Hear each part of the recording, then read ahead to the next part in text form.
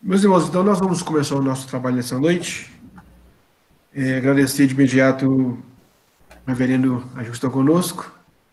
Alegria. Temos aqui também alguns irmãos nos visitando. O Wilson Dias, muito bem-vindo. Que Deus te abençoe, missionário. Nós vamos então orar aqui, ler um versículo apenas da palavra de Deus, para a gente passar a palavra para o reverendo prosseguir, para nos falar sobre o nosso procedimento nessa pandemia. Nós somos reformados. Nós vamos orar ao nosso Deus, ler uma porção da palavra de Deus e passar então para o reverendo. Oremos. Deus Santo, bendito, Deus maravilhoso, Deus que no controle está de todas as coisas, Deus que permitiu essa pandemia no Brasil e no mundo, mas que controla todas as coisas para a sua glória ou em louvor. Nós queremos, Pai amado, neste momento, suplicar a sua graça sobre este trabalho que nós vamos realizar, estamos iniciando. Pai amado, para que esse tempo seja precioso para nós, para o reverendo também, se Pai amado seja de crescimento para nós, Senhor, e sobretudo para a exaltação do Teu santo nome. Pai, perdoa, Pai, nossos pecados, nos purifica nossas mazelas, nosso coração esteja, Pai amado, como terra fértil, receber essa palavra, essa instrução. O Espírito Santo, Pai amado, nos incomode para a mudança de postura, de vida, de adoração ao Senhor, em nome de Jesus. Eu sei, Pai amado, cada meu irmão e irmã que está nessa sala, para que realmente, Pai querido, sejamos, Pai bendito, ainda que distantes, mas unidos, Pai amado, pela cruz de Cristo Jesus, e assim, Senhor, como só corpo, possamos, Pai amado, te adorar, te bendizer e te glorificar em nome de Jesus. Os demais irmãos que entraram nessa sala também, que eles venham mesmo à disposição em nome de Jesus. E que realmente, Pai amado, para a sua glória e louvor, seja um momento precioso para nós. Pedimos mais uma vez, de imediato, abençoe o reverendo Ageu, seu ministério, sua família, mais na frente do seminário, em nome de Jesus. Abençoe, Senhor, o teu servo, para que ele continue sendo, Pai amado, bênção, onde o Senhor colocar em nome de Jesus, para que ele continue, Pai amado, sendo instrumento de tuas mãos, para a sua glória, honra e louvor. Vamos com gratidão, em nome de Jesus, nosso Senhor, aquele que morreu, sim, ressuscitou, mas certamente ele voltará. Amém, amém e amém. Irmãos, os irmãos sabem que eu não gosto de ler um versículo apenas, né? Eu gosto de ler uma porção maior, mas hoje vou me ater a um versículo apenas de Efésios, capítulo 5, o versículo 15. Eu acho que ele é interessante para nós já começarmos a refletirmos, acredito, naquilo que ouviremos.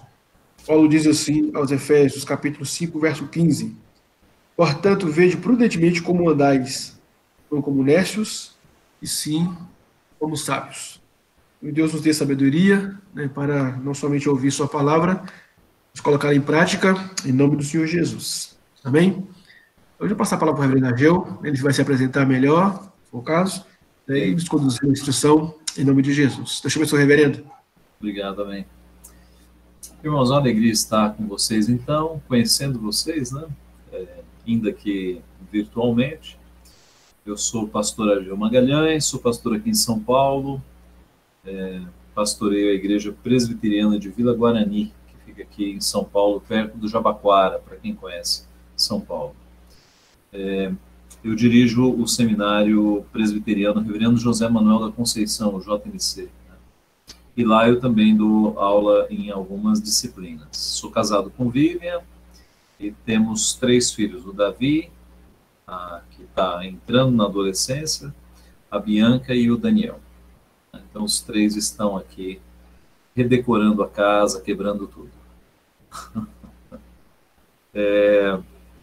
Eu trouxe então para os irmãos um estudo, não um estudo extenso, eu trouxe um estudo daquilo que eu considero pontos básicos, né, básicos do tema que me foi passado, e a partir dele a gente pode conversar, responder perguntas, né, aí vai ter um bom espaço para tirar algum tipo de dúvida. Então eu vou compartilhar aqui.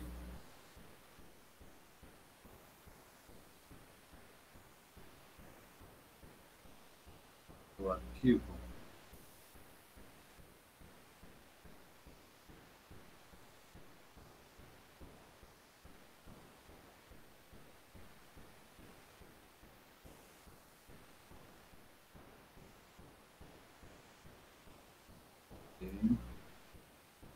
Está aparecendo a tela aí para vocês? Sim. Sim? Ok. Então, o tema, o cristão reformado em época de pandemia. Então, qual deve ser o comportamento do cristão reformado em época de pandemia? O que ele faz? Eu coloquei aqui que ele maratona a Bíblia. A palavra maratonar, ela está sendo muito usada agora no período da pandemia, né? Vocês sabem. Especialmente os jovens sabem do que eu estou falando, tá? A ideia de maratonar séries. O que significa isso?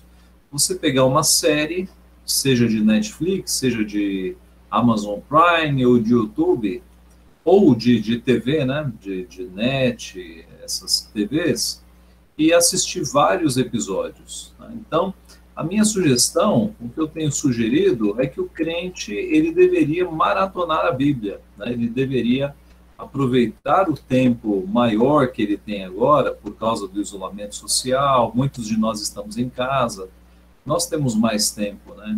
Então nós poderíamos aproveitar o tempo para ler mais a Bíblia, né? Não ler poucos versículos, mas ler alguns capítulos, de fato.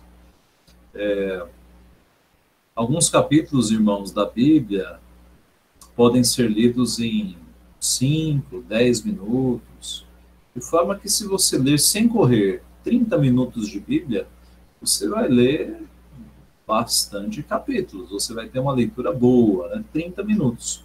O que é 30 minutos no nosso dia? O pessoal que fica maratonando série gasta 4, 5 horas vendo seriados, né? Que tal gastar 30 minutos por dia lendo a Bíblia? Tá? Vai ser muito mais saudável para o teu espírito, não tenha dúvida. A palavra de Deus é meio de graça. O que é um meio de graça na nossa teologia? É um instrumento pelo qual Deus aplica graça em nós. Então, a Bíblia, os irmãos sabem, né, que a Bíblia não é um livro comum, ela é um livro sobrenatural, porque por meio da palavra nós recebemos graça de Deus. Tá?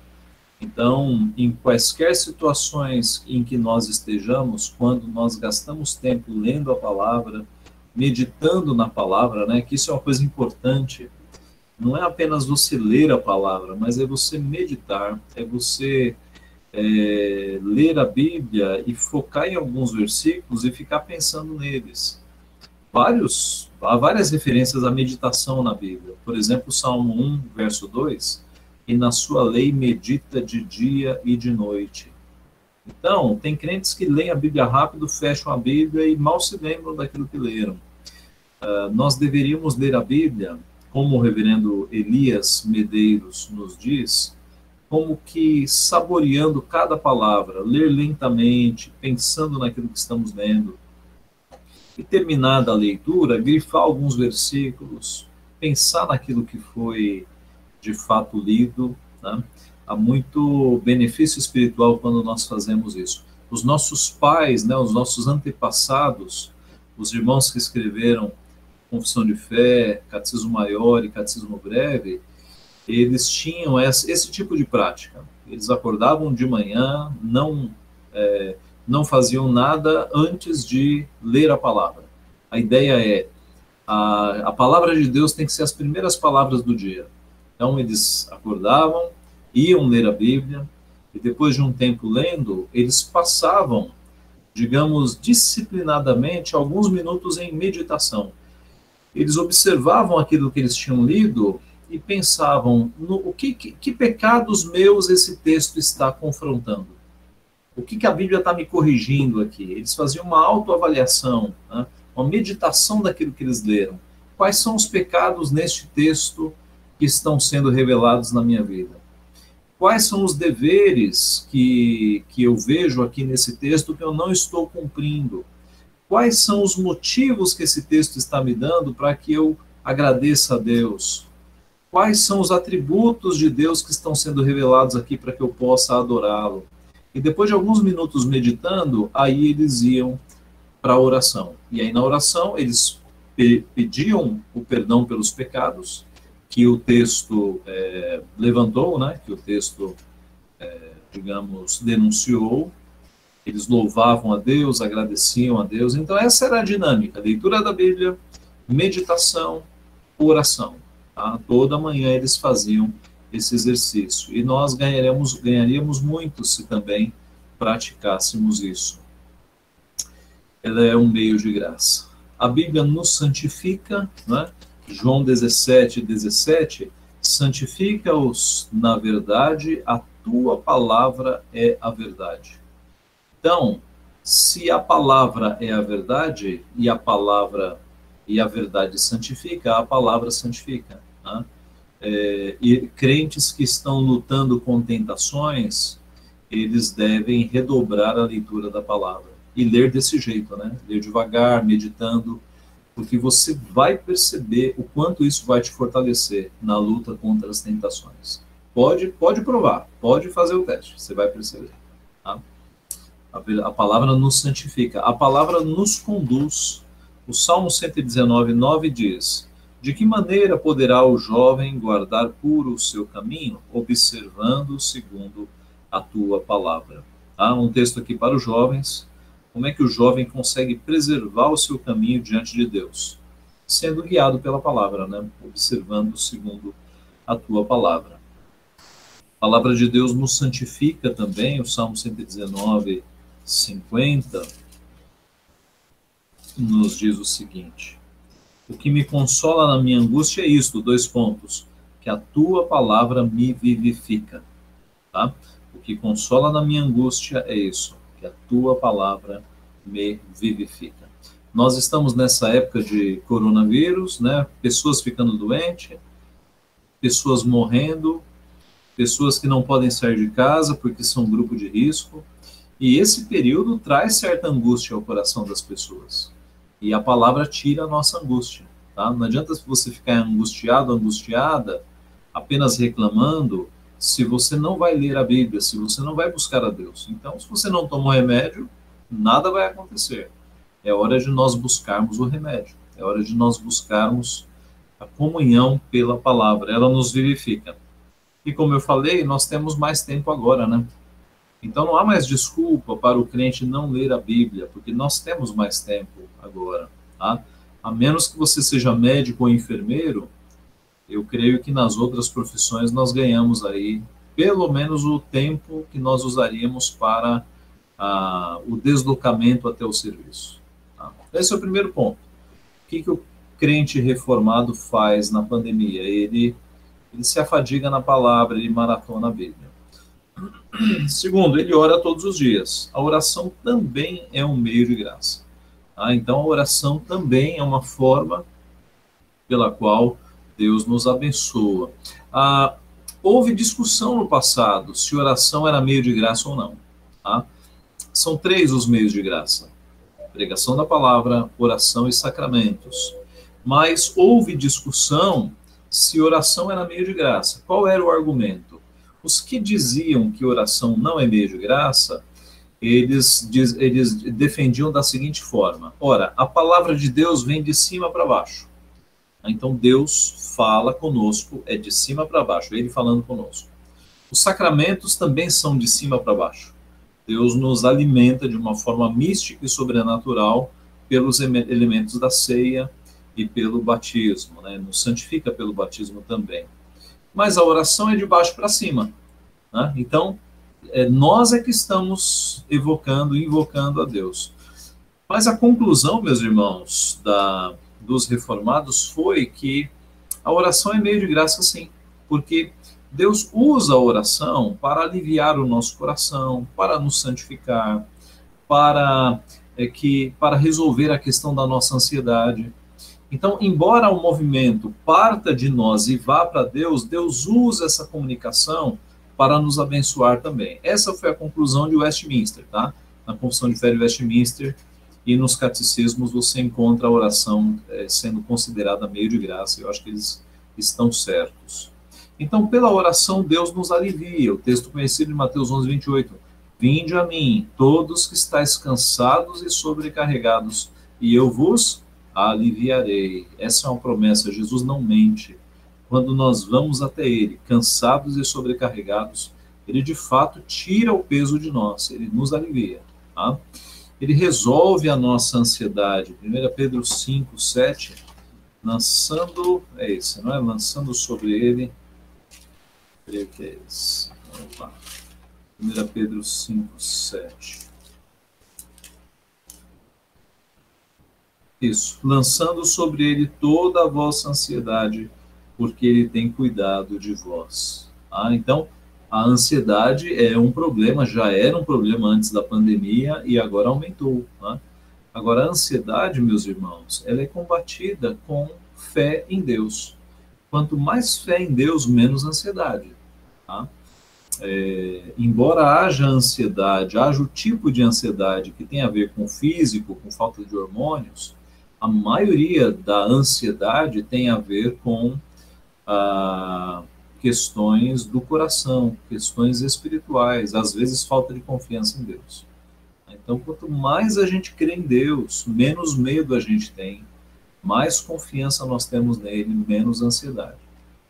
E a oração é o instrumento pelo qual nós lançamos sobre Deus todas as nossas ansiedades. Sobre tempo, o pastor John Piper disse que uma das maiores utilidades do Twitter e Facebook será provar no último dia que a falta de oração não era por falta de tempo. Por quê? Porque todo mundo tem tempo para as redes sociais, né? Instagram, Facebook, Twitter. E como é que não tem tempo para orar? Na verdade, é uma desculpa. Nós devemos achar tempo para orar, porque isso é importante. Isso é essencial para a nossa vida espiritual. Então, o crente reformado, ele ora todos os dias. O cristão reformado, em época de pandemia, mantém comunhão com os irmãos.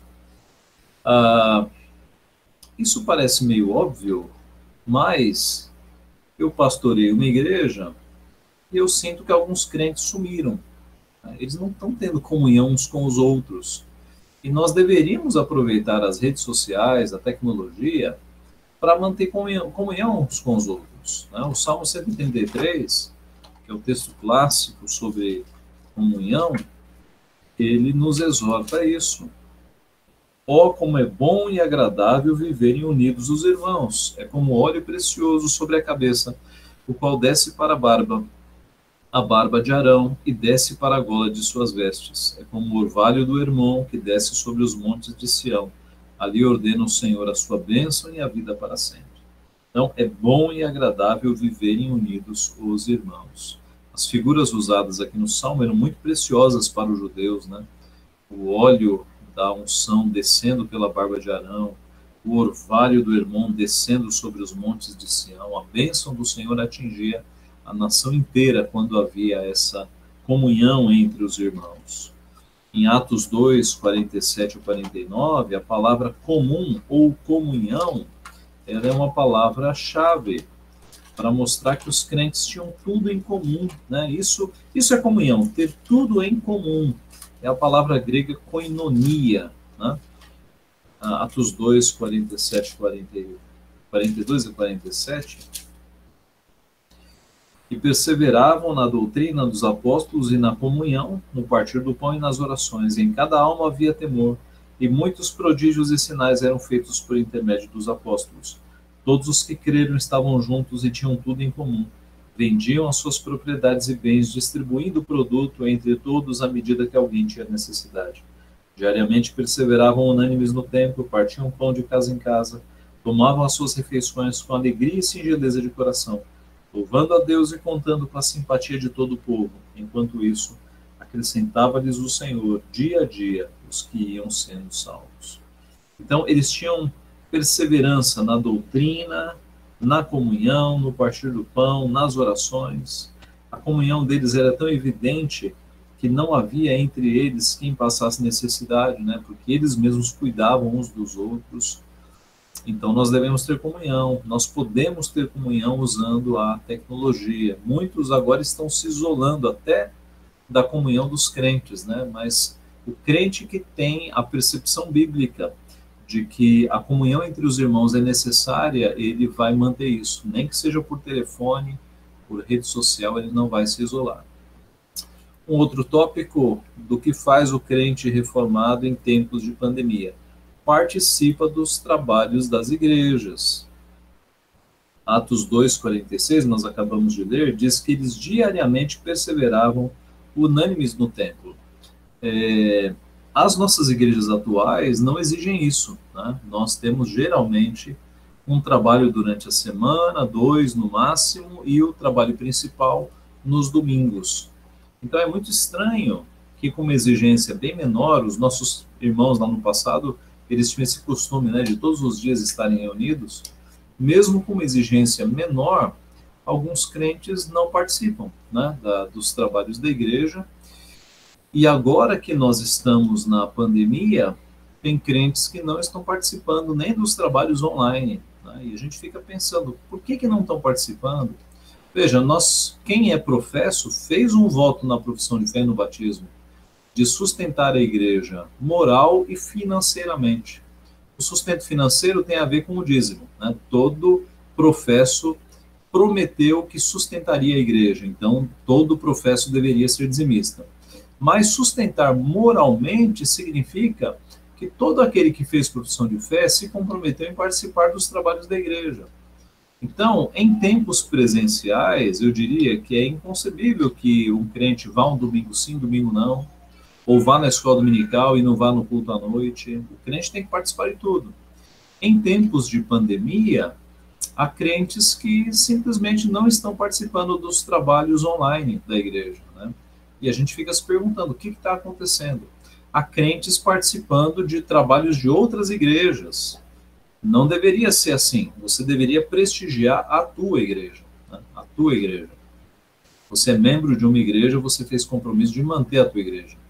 Quanto a outras igrejas, você pode assistir em outros horários. Os sermões e os estudos estão no YouTube. Agora, quando a tua igreja fizer trabalhos online, prestigie a tua igreja, esteja em comunhão com os irmãos, né? Digamos assim, com esse compromisso moral com a tua igreja. Tá? E o crente reformado em tempo de pandemia confia em Deus.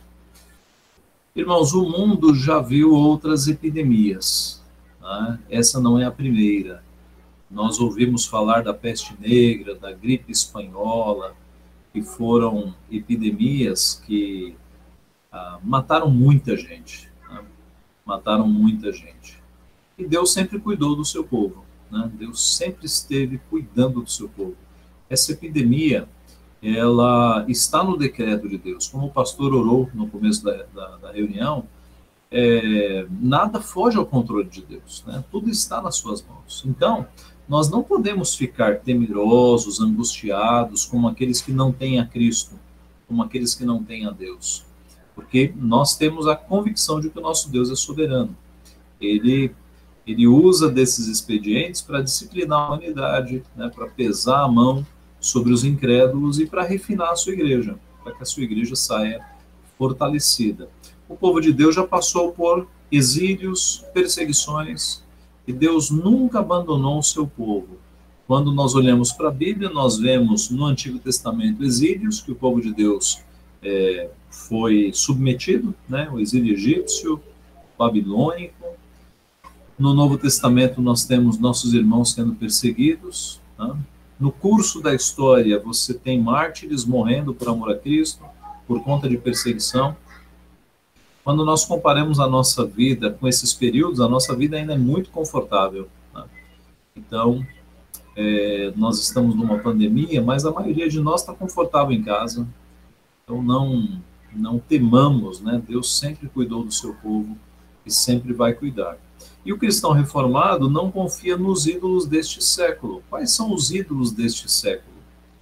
Ciência, tecnologia e economia.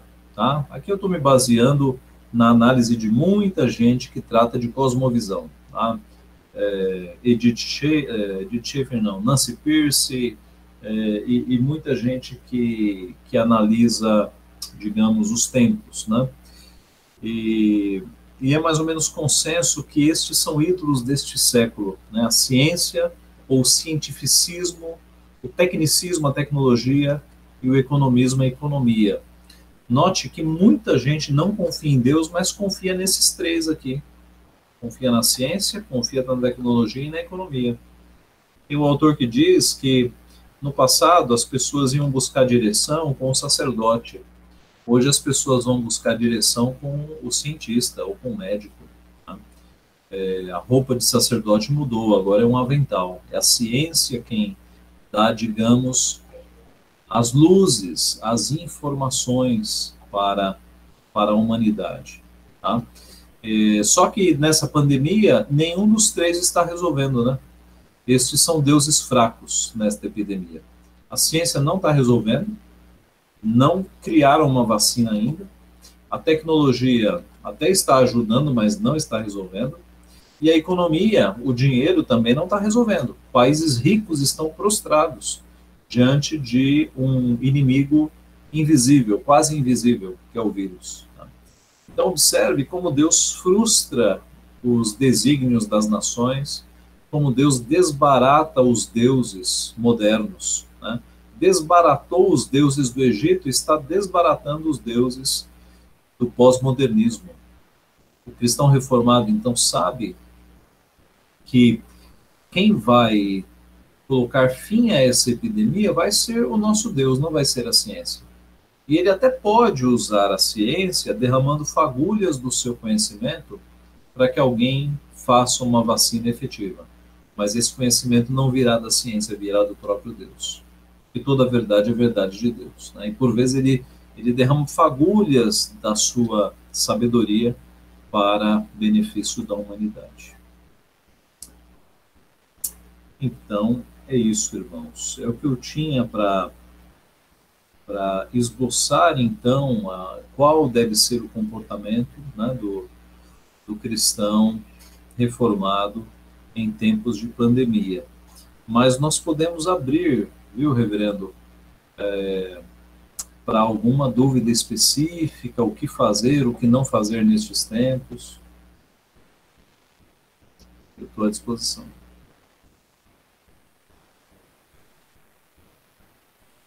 Tá certo. Então, vamos abrir então para os irmãos, né? Aqueles que quiserem fazer alguma pergunta, para que o reverendo tenha a liberdade de responder.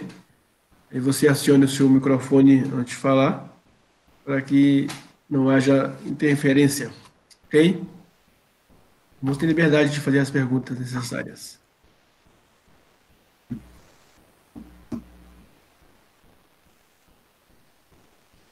Lembrando que é um de cada vez, tá? Isso. Pastor, Sim. vindo essa pandemia, nós temos visto que as portas da igreja estão fechadas e a gente tem usado a tecnologia para isso. Certo. Você acha que corre o risco de cristãos se acostumarem a esse Sim. comodismo e Sim. não Sim. voltarem a congregar? Sim, sim. Eu falava sobre isso um dia desses com um colega pastor. Há coisas boas e coisas ruins que podem acontecer com a pandemia. Né?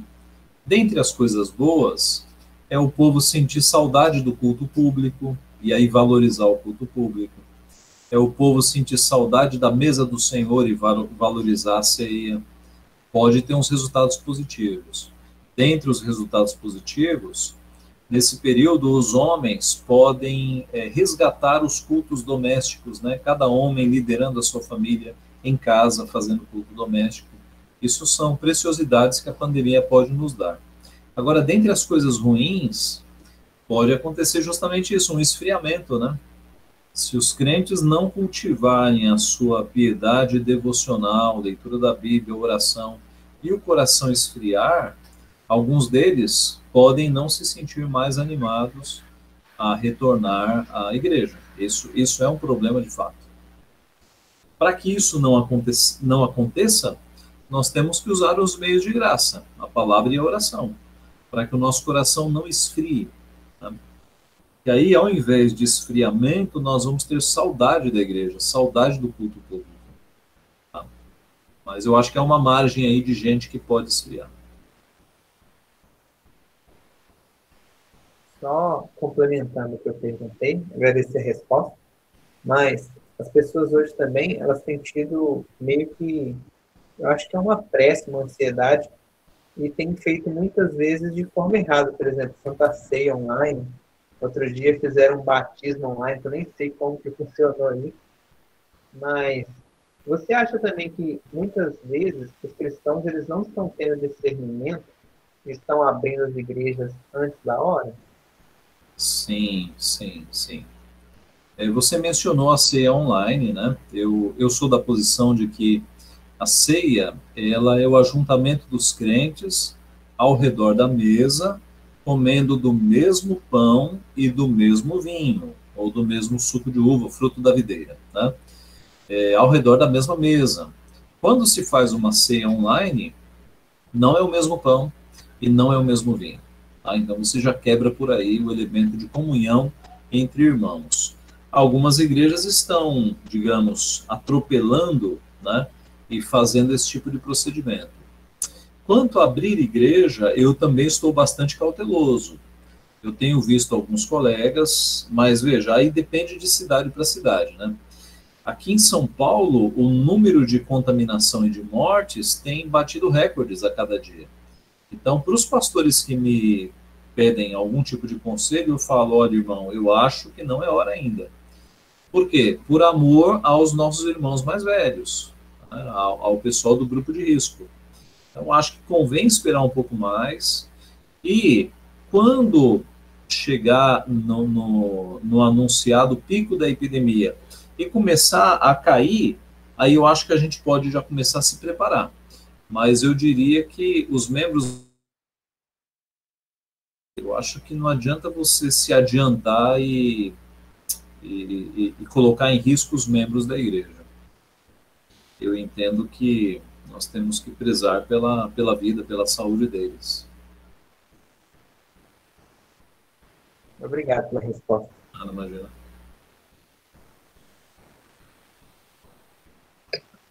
Pastor, Sim. primeiro, muito obrigada aí pela palestra, pelos lembretes, desafios, né? Acho que a gente tem que sempre lembrar desses pontos. São básicos, né? Mas que a gente tem sempre que lembrar. Um pouco na linha da pergunta do Daniel, que a gente tem visto muito falar na internet, alguns defendendo que a igreja vai se fortalecer com esse processo e outros que vai enfraquecer. Pelo que o senhor tem observado, qual tendência está mais forte? Olha, eu não sei dizer, eu precisaria ser profeta para responder essa. Eu não sei, sinceramente, eu tenho esperanças muito, muito grandes de que o povo volte fortalecido, mas a gente sabe que tem gente que antes da pandemia não estava comprometido com a igreja. E na pandemia vai ficar esfriado. E depois da pandemia não vai voltar ao comprometimento. Eu creio que os crentes, aqueles que são crentes de fato, que estão sofrendo, que estão com saudade do culto público, né, que já estão com saudade da ceia, eles vão continuar muito crentes, talvez até mais, eu imagino. Mas, assim, dizer qual a visão vai prosperar, aí você me pegou, viu? Eu, de fato, eu tenho muita esperança de que a igreja se fortaleça. Mas, veja só, olhando o lado negativo, né? Essas igrejas que estão fazendo tudo pela internet, sacramentos e tudo mais, elas podem estar dando um tiro no pé, né? Porque o crente, depois, ele falar assim, não preciso ir para a igreja, eu faço aqui na internet. Então, isso é um perigo, de fato. É um perigo. Com certeza. Obrigada pela resposta. Permita uma parte aqui. Ajudar o senhor da profecia.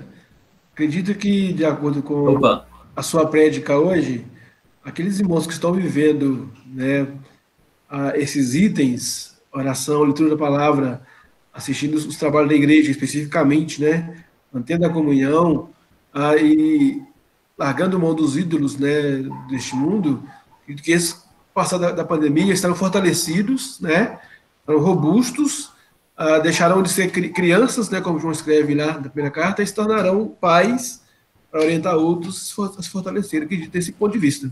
Né? Sim, é verdade, é verdade. Se houver esse apego com as coisas de Deus neste momento, eles vão voltar fortalecidos. Tem toda a razão. É isso mesmo. Agora, quem se descuidar, corre o risco de esfriar, né? Pastor, Sim. assim, é a esperança da gente, né? Da gente como igreja, que com essa epidemia, muitos possam, né, recorrer e buscar no Senhor. Muitos virão, né? Virão para a igreja, vão interessar pela palavra, vão interessar em congregar. Por quê? Porque eu creio que nessa pandemia tem muitos, né, que estão sufocados, estão com medo, estão apavorados, Sim. né, estão recorrendo a Deus. Eu creio que isso esteja acontecendo, né, porque a gente vê alguns rumores. Então, por um outro lado, né, pela dor, eu creio que muitos virão, né, até o Senhor. Deus pode converter pessoas, né, neste período de fato. Tem muita gente que quando perde o conforto, né, muita gente que quando fica doente, ainda mais com uma doença dessa, que está matando gente, aí muita gente começa a pensar no seu destino eterno. Então eu creio que Deus pode estar convertendo pessoas neste período, eu não tenho dúvida.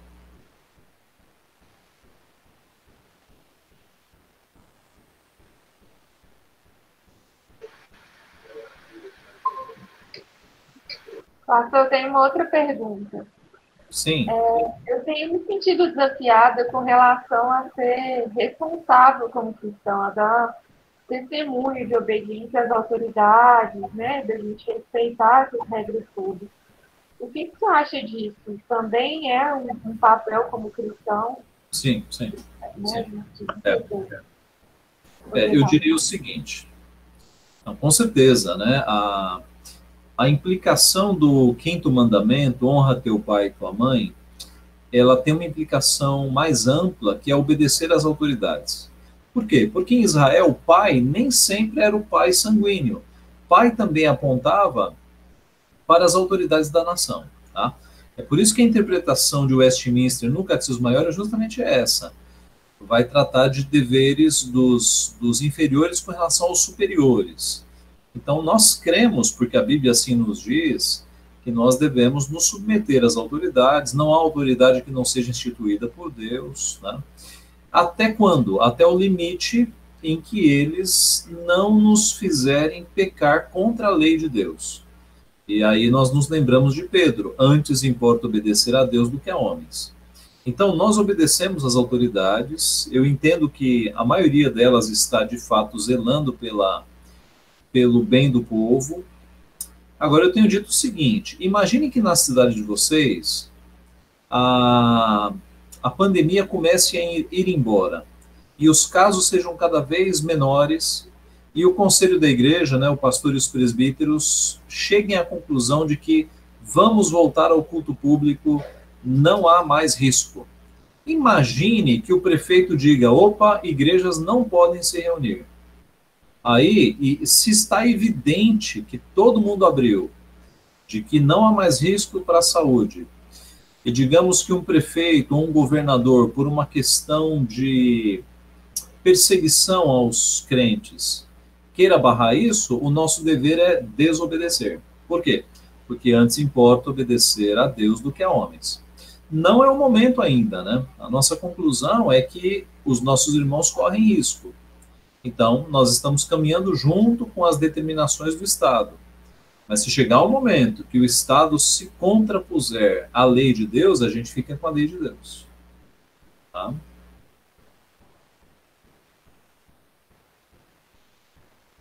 Boa noite, pastor. Então, levando em consideração o que o senhor falou, atualmente, nós, servos do Senhor, temos que ficar bem atentos, né? Porque o que mais, por exemplo, no Brasil, as leis e os governantes estão contra a lei do Senhor.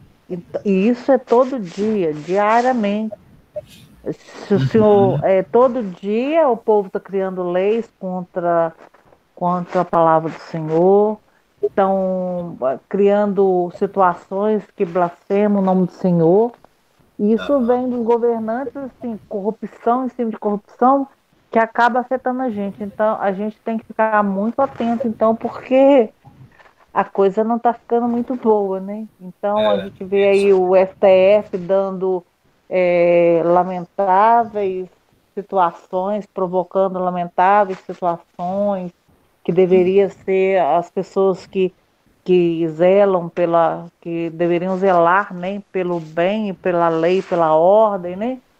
Vemos aí uma série de situações ultimamente, fora essa pandemia, que constrange a gente e a gente fica até como que vai explicar isso se o menor perguntar, como que a gente vai dar o exemplo. É lógico que a gente vai dar o exemplo dentro da Bíblia, mas constrange a gente enquanto pais, enquanto avós, até para educar um neto, um filho, um sobrinho. É muito constrangedor o que o servo do Senhor tem passado no Brasil nesses últimos tempos, pastor.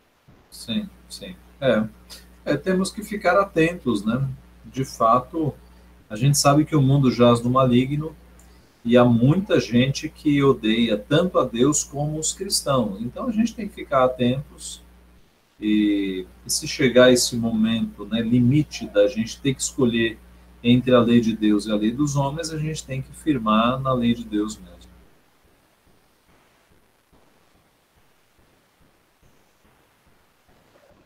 Pode falar. Sim, pastor.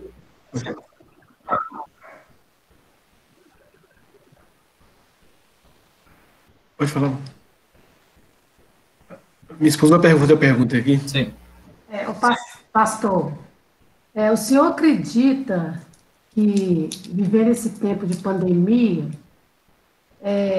esse seria talvez um recurso, não sei se seria essa palavra certa a usar, em que Deus está arrumando meios para que todos tenham acesso à palavra, porque a gente sabe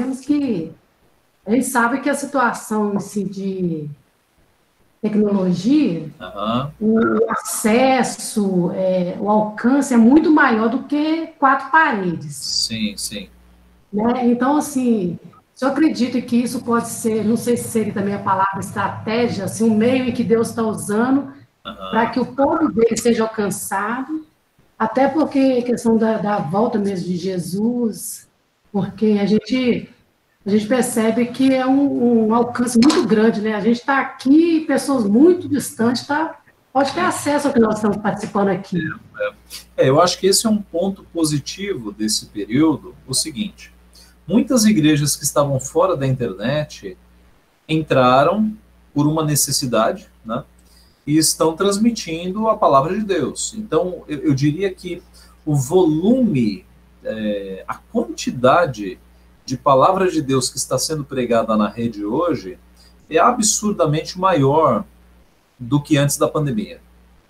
Várias igrejas criaram seus canais no YouTube para transmitir os seus cultos, as suas pregações da palavra, né? Então esse é um aspecto positivo, muito positivo. A gente até nota o seguinte, dependendo do dia e do horário que você vai fazer uma live, não é o caso de vocês, porque vocês estão aqui no Meet, né? Mas, nesse momento, se você abrir o Instagram, tem dezenas de lives de crentes acontecendo. É um congestionamento de lives, né? É a palavra de Deus sendo pregada. Então, isso eu acho que é importante, né? Porque a internet hoje é um fenômeno, assim, que não dá para conter, né? Então, os países que não adotarem a internet, eu estou me referindo aqui aos países mais atrasados do mundo, eles vão continuar muito mais atrasados. E aí, pela internet, a gente pode entrar, né? O evangelho entra. As pregações estão indo.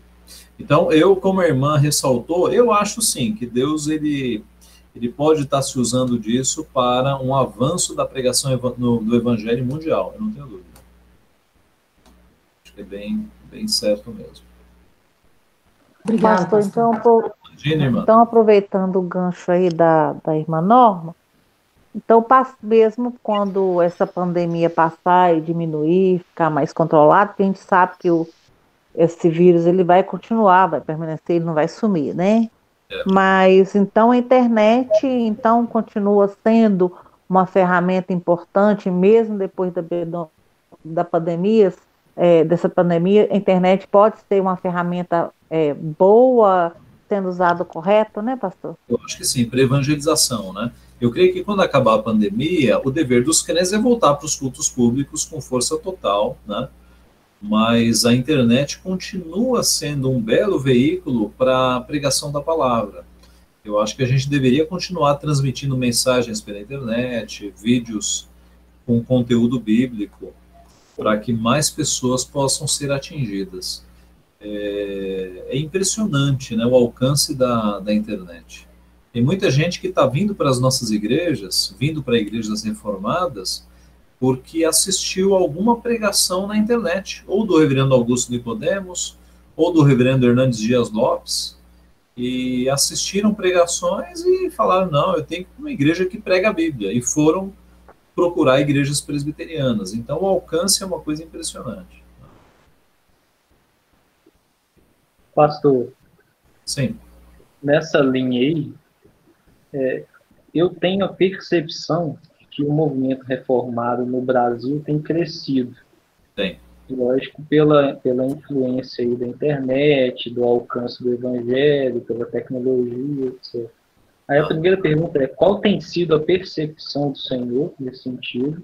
Uhum. E a segunda é o senhor enquanto diretor do seminário, qual tem sido a influência da teologia liberal dentro dos seminários presbiterianos? Ok. Foge um pouco do assunto, mas eu não posso perder essa oportunidade. Né? Uma pergunta fácil e uma pergunta difícil. Vamos lá. Olha, é evidente a influência da internet no movimento de crescimento da teologia reformada. Evidente, evidente.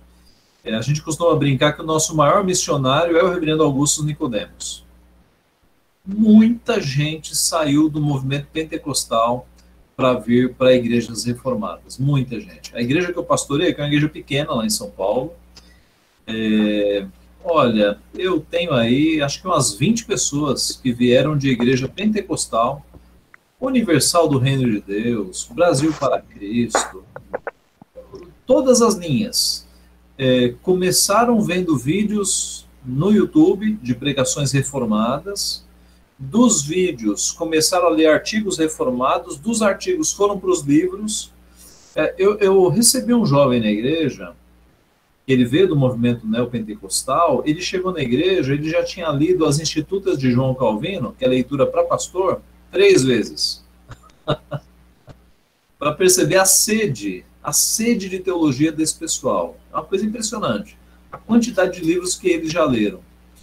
E isso é o fenômeno da internet. Né? Eu diria que o reverendo Augusto Nicodemos é um grande responsável por isso, muito pentecostal, que está em igreja presbiteriana, ou ex-pentecostal, né?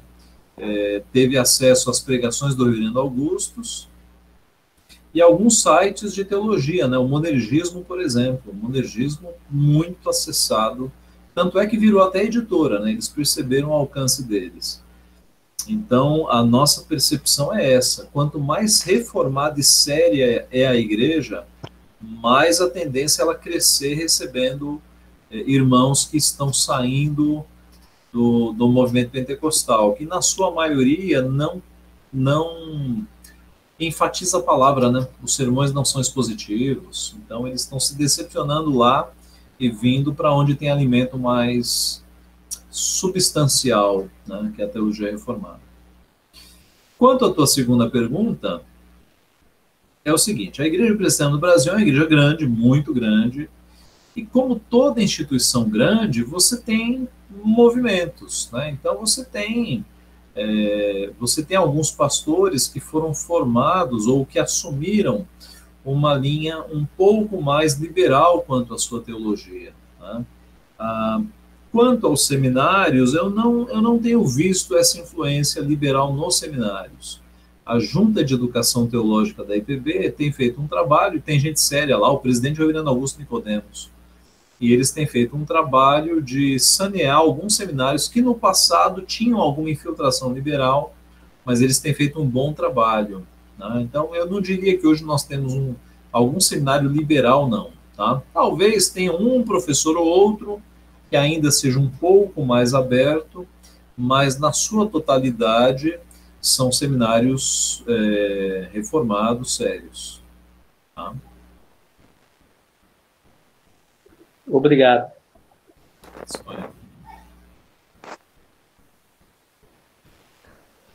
Ô, pastor. Sim. O senhor acha que essa pandemia, ela tá para, assim, mais é para tratar com a igreja, ou é mais para o ímpio, né? Ou assim tá mais voltado para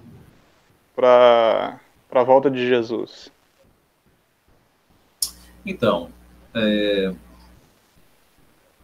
o nosso Deus tem caminhos mais altos que os nossos, né? E os pensamentos dele também são mais altos que os nossos. Então, é sempre difícil a gente tentar esquadrinhar a mente de Deus, é impossível. Agora, observando a experiência da história, nossos irmãos do passado, especialmente os puritanos, sempre que havia algum evento em que morresse muita gente no mundo, uma pandemia, uma grande guerra, eles paravam para pensar: Deus está disciplinando a humanidade, Deus está disciplinando a igreja. Tá? Não é momento para festa esses momentos. Esses momentos são momentos para choro, para arrependimento. Tá? Olhando para o que está acontecendo, eu acho que Deus está disciplinando a humanidade. Disciplinando não, né? Quanto aos ímpios, está castigando já.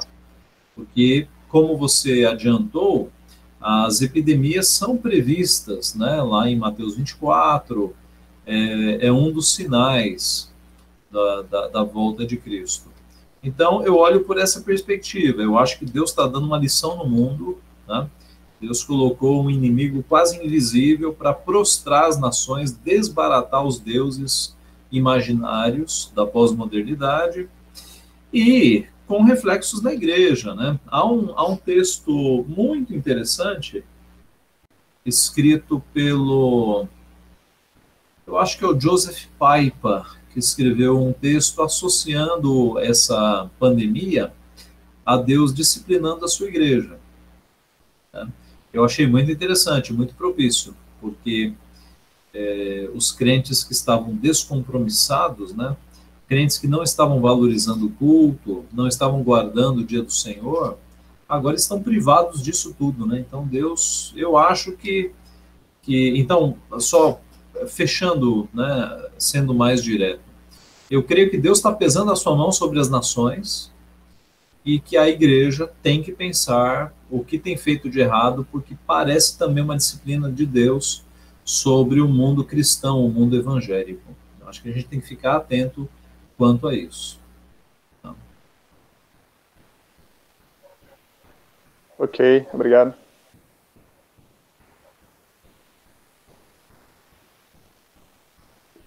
Pastor, o pessoal tem falado muito nessa pandemia ser um sinal da volta de Cristo também, alguma coisa assim. O que o senhor diria nesse sentido? Olha,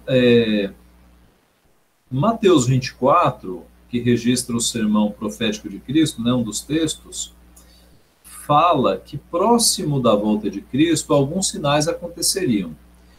Todos os sinais que são relatados ali, eles são sinais que já acontecem desde a primeira vinda.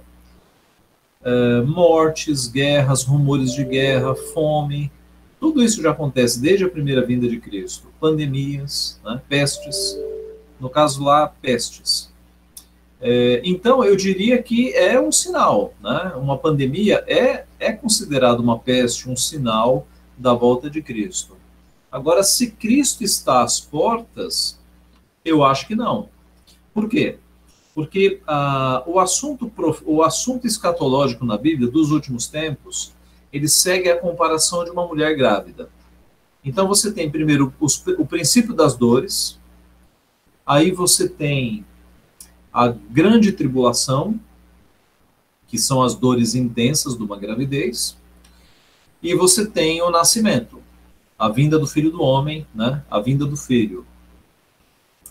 Que nós estamos no período de princípio das dores, eu acho que não há dúvida, porque todos os sinais de Mateus 24, eles já ocorrem desde a primeira vinda de Cristo.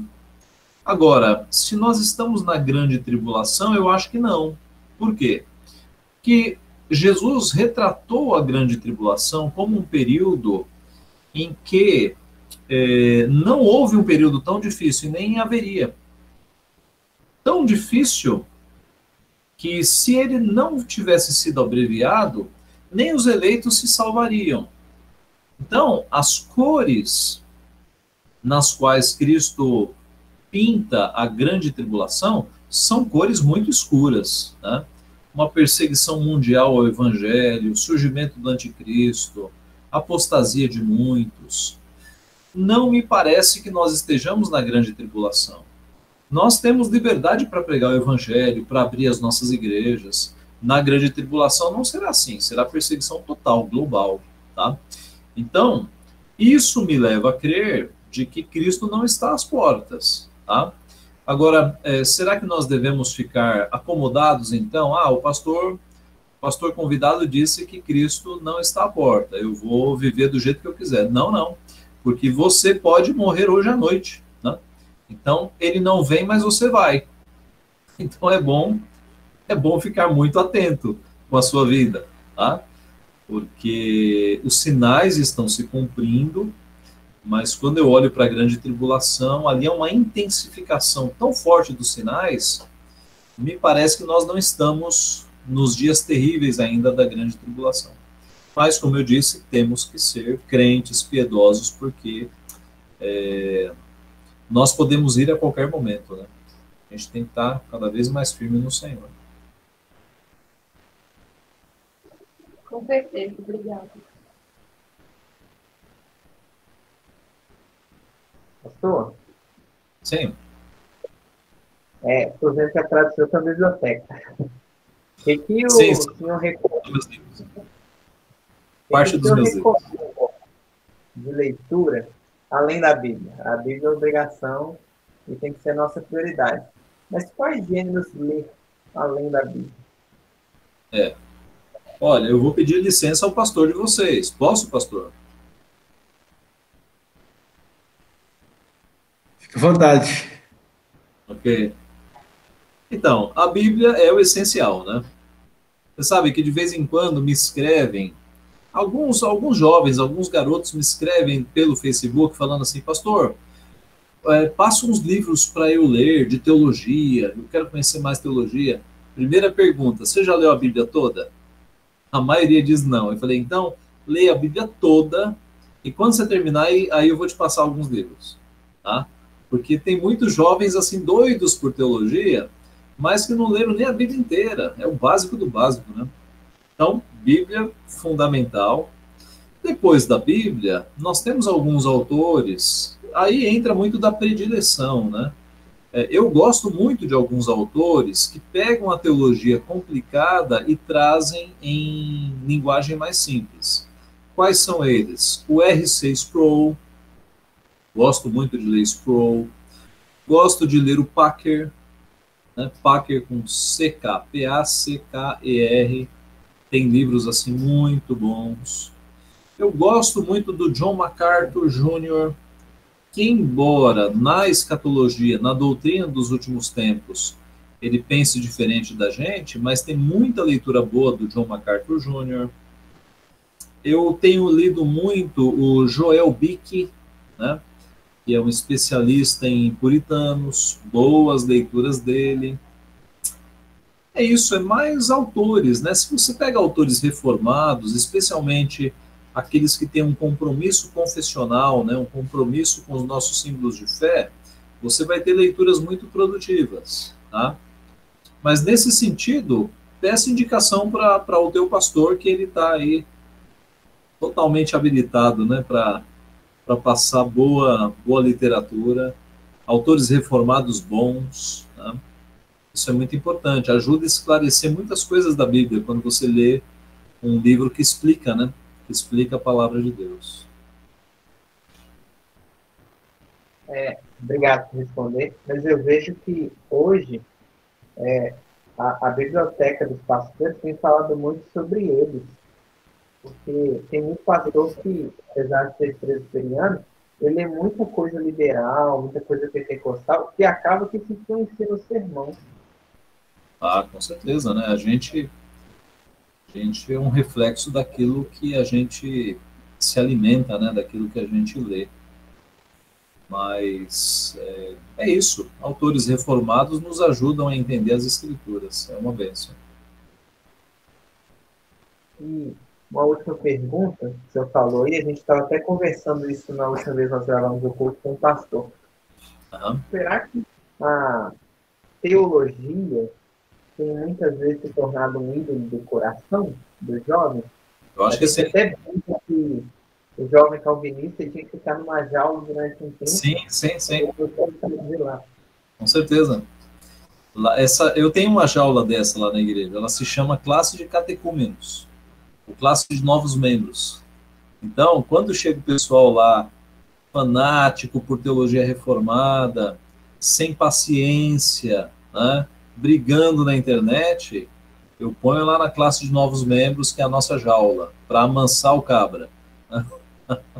Para ensinar misericórdia, compaixão, paciência, longanimidade, amor. Né? Então, essas virtudes têm que ser ensinadas, porque, de fato, a teologia reformada pode virar um ídolo de muitos garotos, né? E garotas. E aí você vê isso nas redes sociais. Eles conhecem tudo de teologia reformada e parece que não conhecem o evangelho. É paradoxo, mas parece, porque eles não têm amor uns pelos outros, não têm paciência, não têm humildade. E a gente sabe que seguir a Cristo é parecer-se com Cristo. Não adianta uma mente cheia de conteúdo teológico se você não tem um coração com o conteúdo de Cristo, né? A gente tem que parecer com Cristo. Então eu não tenho dúvida de que isso pode virar um ídolo mesmo. E eu acho boa a ilustração aí da jaula, né? A gente tem que amansar esse pessoal com muito evangelho para que eles consigam dosar conhecimento teológico com um joelho no chão, com vida piedosa, evangelização, né? Não tenho dúvida. Obrigado.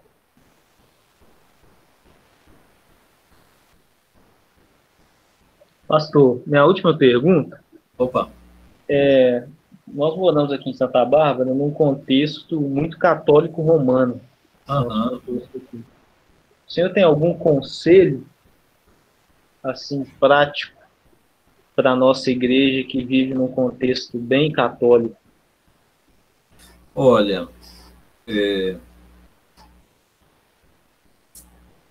não sei, talvez o que eu vá falar seja meio óbvio, né? Mas quando eu vou dar uma palavra num ambiente que tem muitos católicos, eu uso as pontes de contato. Então eu falo assim, olha pessoal, eu sou pastor, eu vou ler aqui a Bíblia, que é a palavra de Deus. Você que é católico, você acredita em Deus, acredita em Jesus Cristo, acredita na Bíblia, então eu vou ler a Bíblia. E aí isso desarma muitos católicos, né? Porque eles, de fato, eles dizem que creem em Deus e creem em Cristo e creem na Bíblia. Isso é muito mais fácil você pregar para um católico nesse sentido do que para um muçulmano, né? Mais fácil. E para o católico, você abre a Bíblia e ele ainda respeita. Então, eu creio que esse é um caminho, né, de você estabelecer essa ponte e mostrar biblicamente. É certo o seguinte, se você for conversar com um padre, o padre não crê que a Bíblia é a palavra de Deus. O padre crê que a igreja é o que determina o valor da Bíblia. Tá? Então você tem uma desigualdade de início para debater com o padre. E talvez, se você pegar um católico muito engajado, né, um católico assim muito ferrenho, ele também esse recurso não vai servir. Agora, a gente está falando de uma minoria, né? A maioria do povo católico é um povo não praticante, é um povo que que não se impressiona muito, não conhece muito doutrina católica apostólica romana, eu acho que há boas oportunidades para pregar o evangelho para católicos. Tá? Eu creio que um caminho é esse, é de alguma forma conseguir ler a Bíblia com o católico, estudar a Bíblia semanalmente. Olha, eu posso toda semana ir na tua casa para ler 30 minutos da Bíblia, a gente lê a Bíblia juntos. A palavra de Deus não volta vazia. Né? Conversões já aconteceram, muitas no nosso Brasil, de católico lendo a Bíblia, sozinho. Né? Lendo a Bíblia sozinho, eles perceberam que a religião deles estava totalmente errada. Então, a palavra é poderosa. Né? Eu acho que é um caminho, aproveitar essas oportunidades e dar Bíblias de presente, tentar ler a Bíblia junto, é um caminho. Obrigado.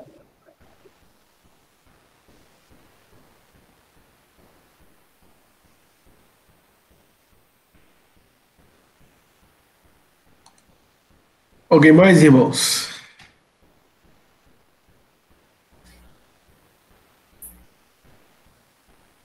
Eu queria fazer a última pergunta, pastor. Eu queria fazer mais uma e última também.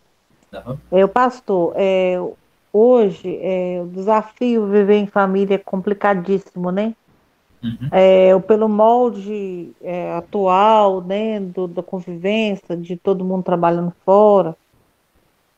De que maneira o senhor acha que, por exemplo, Deus pode estar usando esse recurso da pandemia, e porque colocou várias famílias todas em casa, inclusive isso causa até um certo desespero para alguns pais, mães que têm que conviver com filhos, né?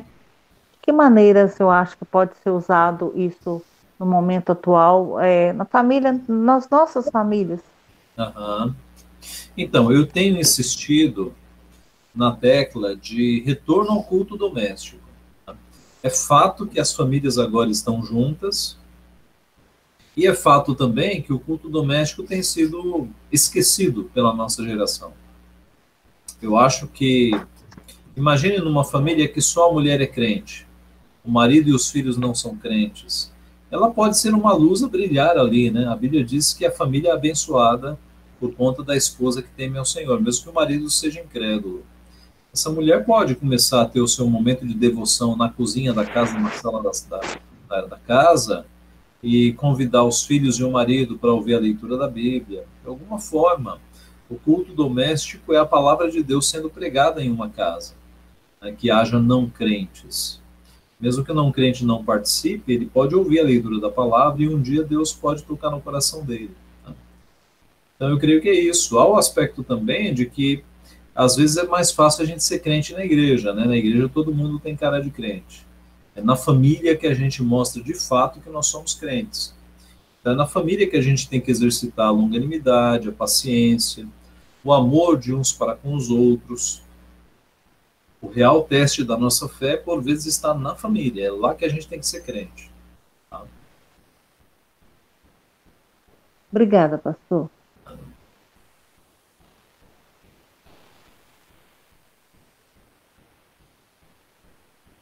Pastor? Sim. O Rafael fez uma pergunta ali, eu lembrei. Tá. E como você acha que a igreja, a gente fala muito de pandemia, da pandemia, sobre ser igreja na pandemia, mas como você acha que será a postura do cristão reformado pós-pandemia? Porque, segundo muitos estudos da área, a gente vê um crash econômico, uma crise global, são as hipóteses aí apresentadas, os cenários são totalmente desfavoráveis. Como nós seremos cristãos nesse cenário de pós-pandemia? Olha, como o pastor adiantou, né? Aqueles crentes que buscarem ao Senhor neste período vão ser mais fortes neste pós-pandemia. Eu acho que é um aspecto que nós não falamos aqui, que é o aspecto de misericórdia da igreja. Numa cidade ou num bairro em que há muitos desempregados, a gente tendo, digamos, dificuldades financeiras, dificuldade para comprar alimentos, as nossas igrejas poderiam ser agências de misericórdia, né? De alguma forma, se organizar para... É claro, nós não somos ricos, né? Nossas igrejas não são ricas para acabar com a fome de um bairro, mas nós podemos fazer um pouco, tá? Doação de alimentos. Interessante, na Genebra, em que João Calvino foi pastor, a junta diaconal deles, digamos, a junta diaconal de Genebra, não se resumia à igreja. Era um diaconato que atingia a cidade inteira. Então, ele conseguiu acabar com a mendicância na cidade. Ele fazia com que os mais ricos colaborassem para o fim da pobreza. E quem fazia esse trabalho eram os diáconos. Então, as nossas igrejas têm junta diaconal que geralmente trabalham para suprir a carência das famílias da igreja. Mas num momento diferente como o que a gente está vivendo, quem sabe não colocar os diáconos atentos também aos vizinhos da igreja, às pessoas da rua, para ver se alguém não tem necessidade. Eu vejo aí uma boa oportunidade da igreja demonstrar o seu amor e mudar até um pouco da sua imagem, né? Porque a imagem da igreja evangélica diante da sociedade é muito ruim. Por quê? Porque quando se pensa em crente, se pensa naqueles pastores que estão roubando dinheiro, né? Que estão ficando milionários à custa do povo. Para muita gente, a imagem da igreja evangélica é essa. Se as nossas igrejas começarem a ajudar as pessoas da sociedade, quem sabe com 1 quilo de alimento, né? Eu creio que é uma boa oportunidade que nós temos, que está diante de nós, tá? Eu tenho falado com o conselho da minha igreja, ainda não conseguimos efetivar isso, mas lá nós temos uma ideia de, na frente da igreja, colocar algumas mesas com alimentos e uma placa dizendo alimentos gratuitos. Se você precisa, pegue com consciência, pegue só um alimento. A gente está pensando, ainda é uma ideia, né? Mas a gente está pensando em fazer algo assim, para atender não apenas os crentes, mas atender também as pessoas de fora da igreja. Uma boa marca, né, da igreja demonstrar misericórdia. Internamente, nós criamos uma conta bancária, criamos não, né, nós usamos uma segunda conta bancária fora do movimento da igreja de dízimos e ofertas para ajuda àqueles que estão passando por necessidade. Então, aqueles que não perderam o emprego colaboram com um pouquinho, e aqueles que perderam o emprego, nós temos ajudado até financeiramente, né, com uma bolsa mensal parecida com a do governo, para ajudar pessoas que estão com necessidade. Então, eu acho que tempos de pandemia têm despertado a igreja, sempre despertaram a igreja, para ocasiões de misericórdia, de exercício de misericórdia. Eu acho que esse é um papel muito importante que a igreja tem que pensar. Obrigado.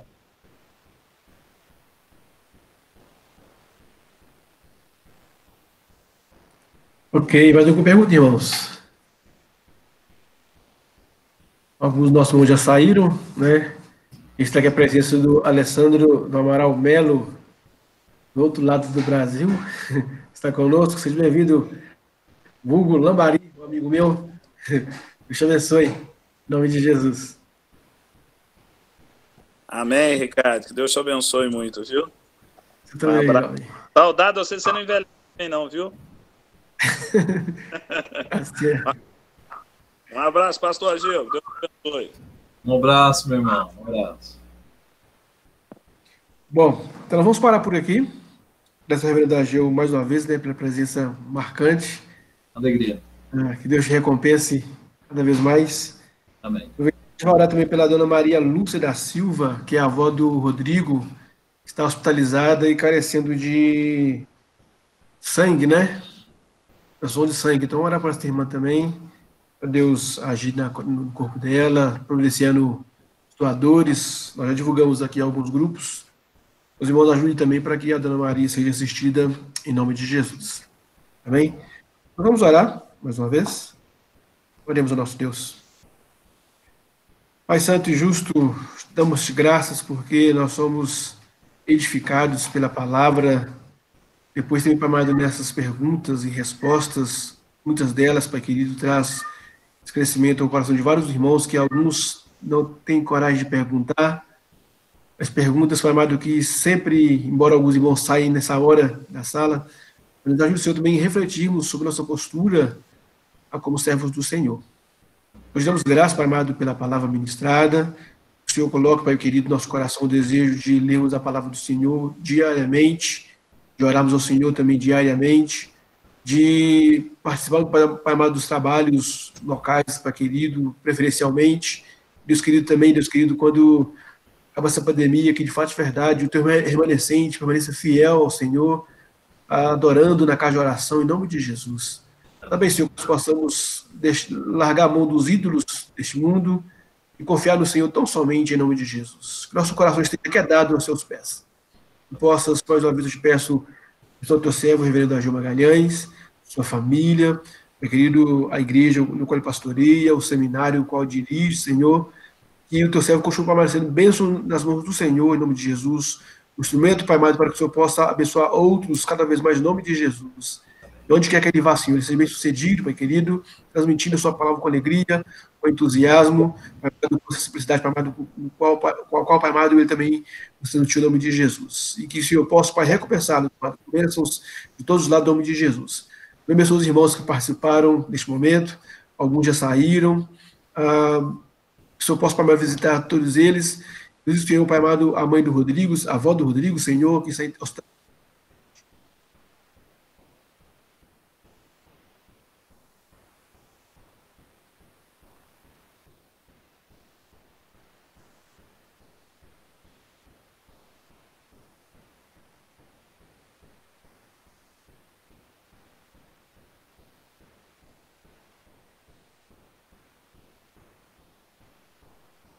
O pastor caiu?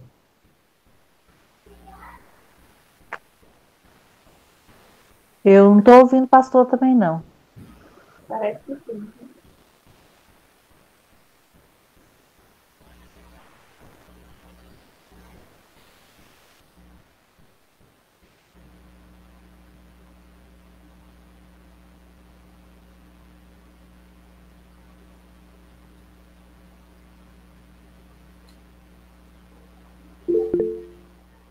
Talvez a conexão do pastor tenha caído, né? Daniel, você consegue ver por aí? Ele entrou novamente para outro lado. Pastor.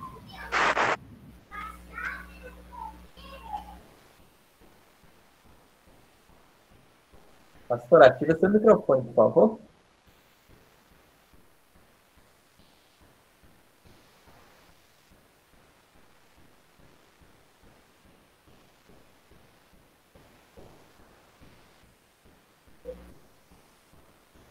sim, me perdoe, irmãos. Caiu minha conexão aqui. Eu tive que trocar de aparelho, eu não percebi. Depois que eu falei amigo, eu percebi. Né? Mas Deus ouviu nossa oração, em nome de Jesus. Isso. Obrigado a todos, tá? Ok, irmãos. Obrigado, foi uma alegria, viu? Deus abençoe a todos. Até a próxima. Alegria. Nós que agradecemos, viu, pastor? Boa noite. Foi uma alegria. Obrigada, pastor. Boa noite. Deus abençoe o senhor. Amém. Obrigado. Pela organização.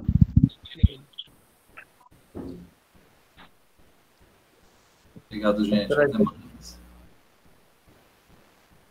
Boa noite a todos, gente. Com Deus.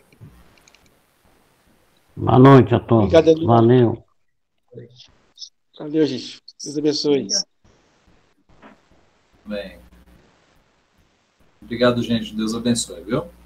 Amém, pastor. Amém. Até mais. Bem, abraço, Ricardo. Que Deus te abençoe, pastorzão. Fica na paz. Abraço, Mari. Deus te abençoe também. Amém.